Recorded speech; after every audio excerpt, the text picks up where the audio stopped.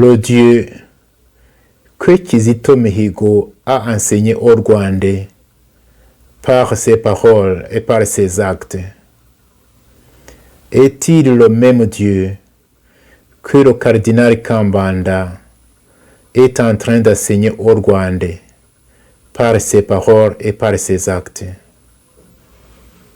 Je pose la question. Le Christ que Kizito Mihigo a enseigné au Rwandais par ses paroles et par ses actes est-il le même Christ que le cardinal Kambanda est en train d'enseigner au Rwandais par ses paroles et par ses actes? Le cardinal, c'est aussi le symbole de l'Église au Rwanda. Je pose cette question avec inquiétude. Une inquiétude qui déstabilise ma foi chrétienne.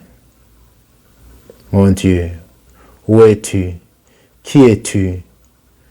Plus que jamais, j'ai besoin de ta lumière. Soyez bénis et à demain. Je me souviens, il y a 25 ans, nous étions réunis dans une ville appelée Detmold en Allemagne.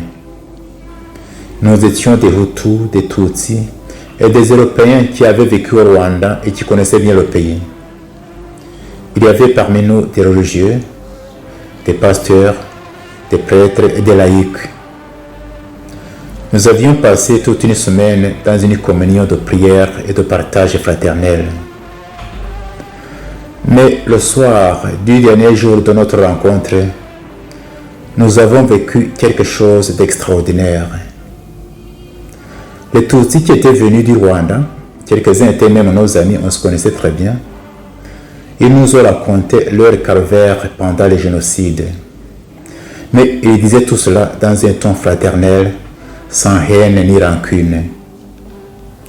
Lorsqu'ils nous racontaient le mal qui a été fait à eux et à leur famille, les Hutus qui étaient là furent pris de pitié et de compassion. Les uns commencèrent à pleurer, d'autres s'agenouillèrent en disant ceci: vous les Tutsis ici présents, nous vous demandons franchement pardon pour ce mal extrême que les nôtres vous ont fait. Les Tutsis qui étaient là furent touchés par ce geste des Hutus. Les uns se levèrent pour les embrasser et les consoler en disant ceci: votre douleur compatissante et votre demande de pardon nous ont touché le cœur et nous nous sentons franchement soulagés. Mais d'autre part, nous aussi les Tutsis ici présents, nous devrions demander pardon aux Hutus. Oui, nous demandons pardon pour les peines et les souffrances que les nôtres ont fait subir aux Hutus tout au long de l'histoire de notre pays. Les Européens qui étaient là furent étonnés et ils disaient ceci: c'est la première fois que nous entendons des paroles pareilles parmi les Rwandais. Nous aussi, en tant qu'Européens, nous demandons pardon aux Rwandais parce que nous avons une responsabilité dans les malheurs qui ont frappé les Rwandais. Nous demandons pardon parce que nos pays ont complètement abandonné les Rwandais à leur sort pendant les périodes les plus difficiles de leur histoire. Et enfin, après tout cela, nous nous sommes assis et ce fut le silence. Après quelques instants, quelqu'un se leva et rompit le silence en disant ceci: je suis sûr que ce qui vient de se passer ici, c'est un miracle qui vient de Dieu.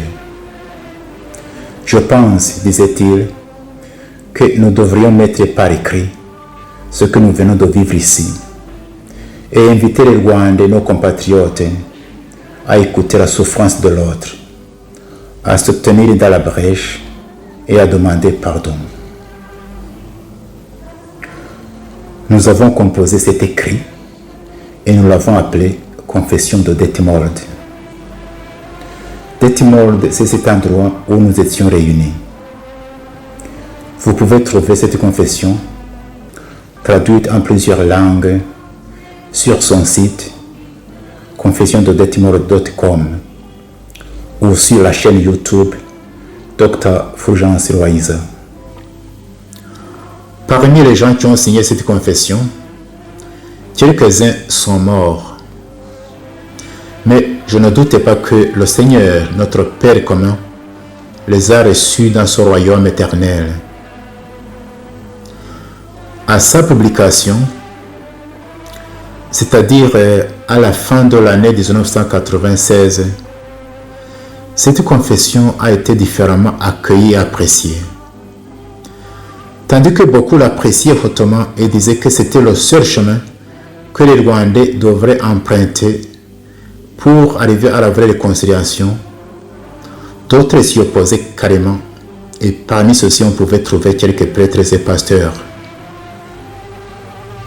J'ai même entendu qu'à la radio Rwanda, à ce moment-là, on aurait diffusé la confession des Hutus seulement et laissé de côté la confession des Tutsis. Mais moi je pense que cette confession peut être une grande source d'inspiration pour la vraie réconciliation des Rwandais, c'est-à-dire la réconciliation entre les Rwandais eux-mêmes, mais aussi la réconciliation entre les Rwandais et leur histoire. Et ainsi les aider à sortir de cette impasse d'accusations mutuelles devant les tragédies qui ont endeuillé les Rwandais. Je conseillerais aussi à ceux qui liront cette confession de ne pas s'attarder inutilement sur sa lettre, mais plutôt sur son esprit. Il y a 3 leçons que nous pouvons tirer de cette confession. La première leçon est celle-ci. N'aie pas peur d'écouter la souffrance de l'autre et de la laisser pénétrer ton cœur. Deuxième leçon. N'aie pas peur d'exprimer tes propres souffrances, tes peines, tes peurs, mais alors sans haine ni rancune. Troisième leçon. N'aie pas peur de demander pardon à ce que tu as fait souffrir.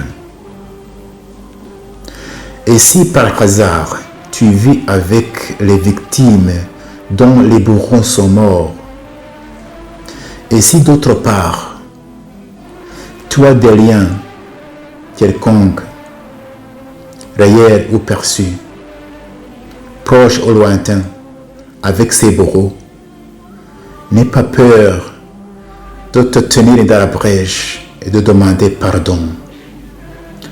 Comme ça, d'une façon presque miraculeuse, tu vas soigner beaucoup de blessures des Rwandais, des blessures du présent et du passé. Comme cette année, cette confession va célébrer son 25e anniversaire, je viendrai chaque jour tout au long de cette année sur cette chaîne pour voir voies et moyens de bâtir un Rwanda où il fait beau de vivre pour tous les enfants du Rwanda.